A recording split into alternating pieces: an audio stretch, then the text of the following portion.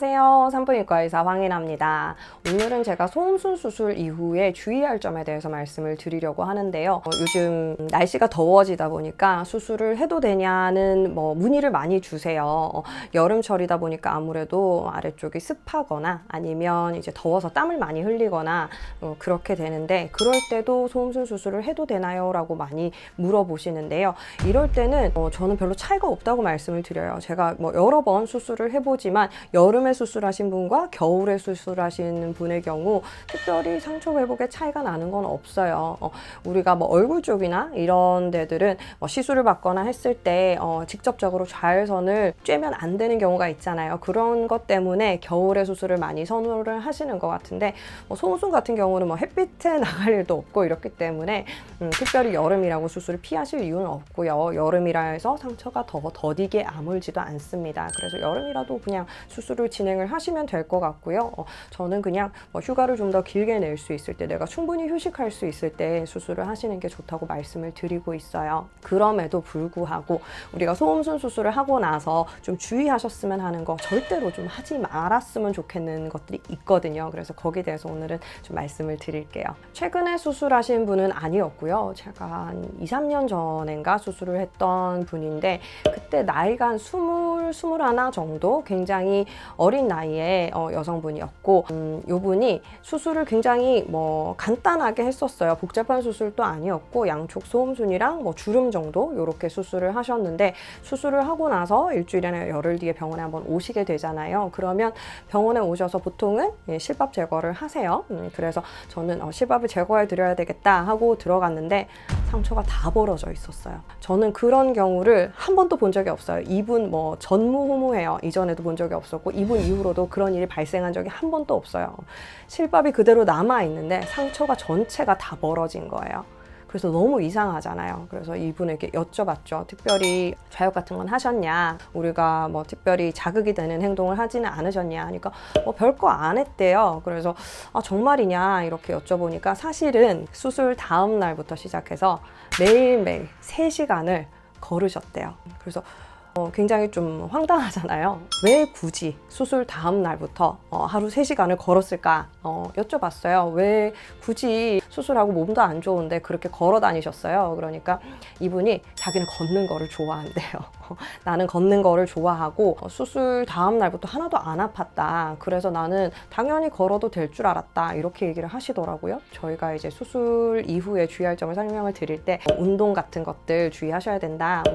자극이 가는 운동을 하면 안 된다라고 말씀을 드리는데요. 이분에게는 걷기라는 거는 취미 생활이지 운동이 아니었던 거예요. 그래서 나는 운동을 한 건 없다. 그냥 걸어 다니기만 했을 뿐이다 라고 말씀을 하시는데, 3시간을 걷는 게 현대인의 이 생활에서 자연스러운 건 아니잖아요. 그래서 이분은 그렇게 열심히 걸은 결과로 소음순 상처가 다 벌어져서 오셨어요. 그래서 새로 봉합을 할까 생각도 했는데 그럴 만한 상태도 아니어서 이제 좌욕을 하면서 좀 지켜봤었고요. 따로 봉합을 하지 않은 채로 그냥 좌욕을 잘 하고 상처 관리하면서 그냥 예쁘게 잘 붙어서 그렇게 종료가 된 케이스였거든요. 다행히 정말 예쁘게 잘 붙었어요.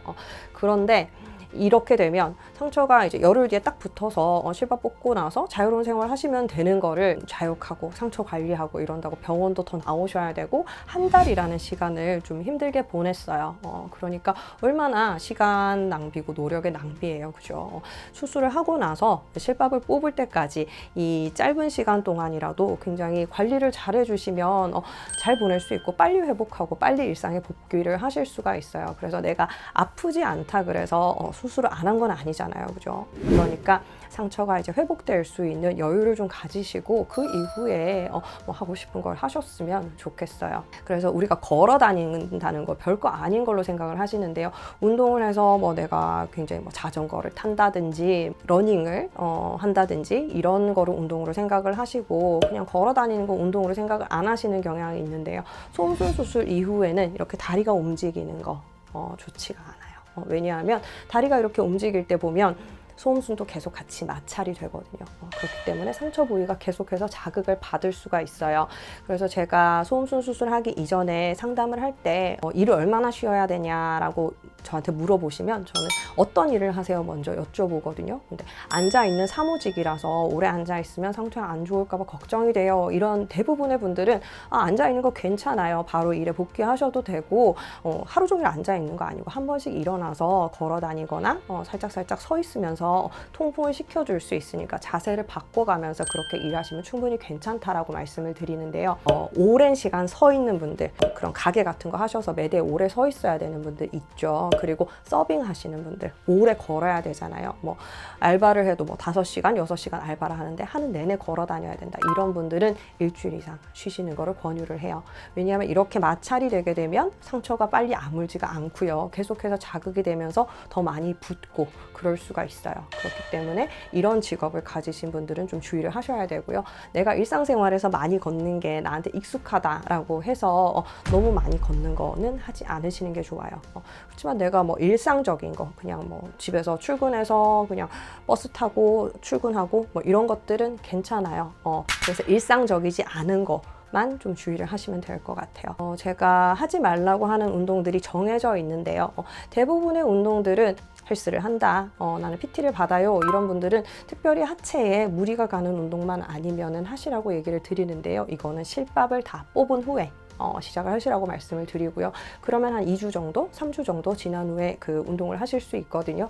그런데 꼭 한 달 이상을 지켜야 되는 운동이 있어요. 그 회음부 쪽이, 소음순 쪽이 직접 자극이 될 수 있는 것들, 자전거 타는 거, 승마, 그리고 뭐 장시간 러닝하는 거, 이런 것들은 좀 주의를 하셔야 되고요. 또 많이 하는 것들 중에서 플라잉 요가, 폴댄스, 이런 것들도 직접적으로 외음부 자극이 있을 수가 있어요. 그렇기 때문에 그런 운동들은 좀 미뤄서 하시면 좋을 것 같아요. 한 번씩 강사분들이 오시거든요. 저 이 운동 하는데 해도 되나요? 그러면 꼭 보여줘야 되는 거면은 좀 미뤘다가 휴가 낼 수 있을 때 하시고, 꼭 보여줘야 되는 게 아니다라고 하면 티칭만 하시라고 말씀을 드리고 있어요. 그리고 또 한 달 못 하는 게 있죠. 성생활이에요. 이게 성생활을 하시면 소음순에 정말 직접적인 자극이에요. 그래서 이 마찰이 일어나면서 자꾸 상처를 떨어뜨리는 그런 자극이 되거든요. 그렇기 때문에 완전히 단단하게 붙지 않았을 때는 상처가 벌어질 수 있어요. 그렇기 때문에 성생활은 꼭 한 달 정도 여유를 두고 하셔야 되고요. 상처 회복되는 정도에 따라서 다른데 저는 6주 정도 말씀을 드리는 분들도 있어요. 그래서 항상 수술하고 한 달 정도 되는 시점에 제가 다시 한번 확인을 하고 관계를 하셔도 됩니다. 아니면 일주일 있다가 하세요. 이런 식으로 가이드를 드려요. 간혹 이제 한 달이 안 됐는데도 관계를 하고 문제가 생겨오는 분들이 있거든요.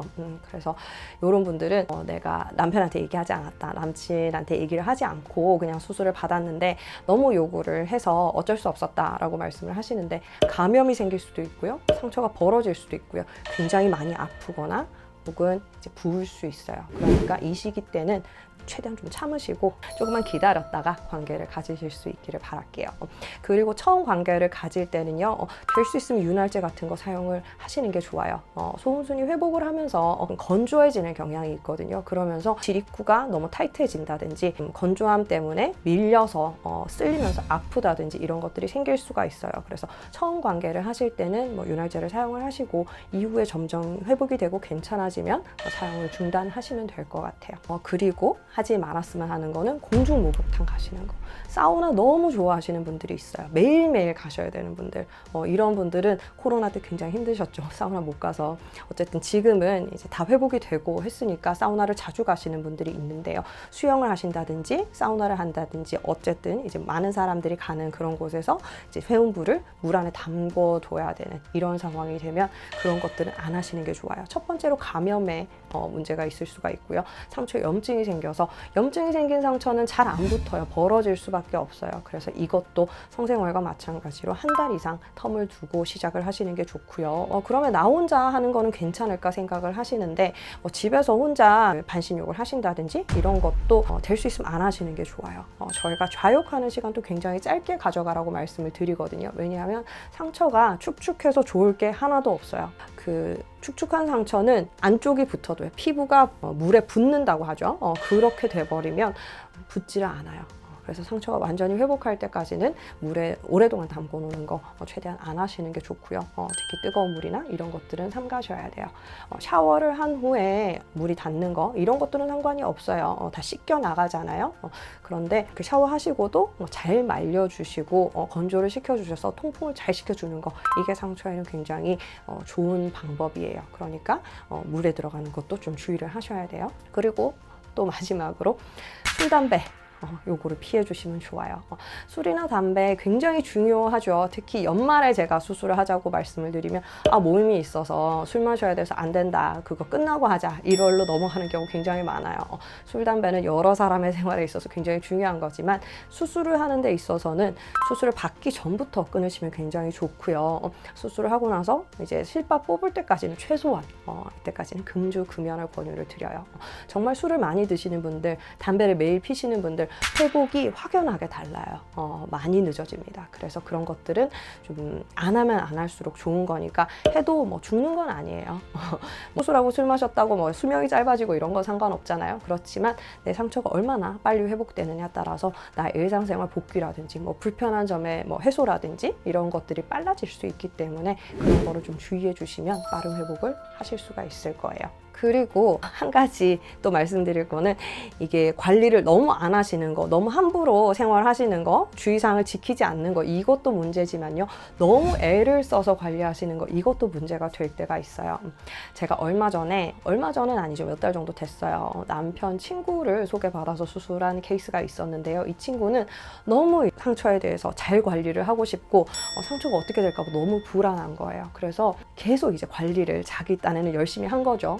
그래서 일주일 지나서 이제 상처를 확인하러 왔는데 상처가 너무 상태가 안 좋은 거예요. 피부가 막 다 흐물흐물해져 있고, 이래서 어떻게 관리를 했냐, 우리가 주는 연고랑 좌욕제를 사용을 했냐 물어보니까 이분은 상처가 너무너무 궁금한 거예요. 그래서 매일같이 이렇게 벌려서 체크를 해보고, 벌리면 벌릴수록 상처에는 좋지 않은 자극이겠죠. 얘가 붙어 있어야 되는데 소음수를 보려고 벌리는 과정에서 사진도 찍어보고 이런 거예요. 그런 과정에서 이게 계속해서 안 좋은 자극을 받았겠죠. 그리고 손을 대면 될수록 좋지 않아요. 우리가 손이 굉장히 괜찮을 거라고 생각을 하시지만 손은 균이 굉장히 많이 사는 곳이에요.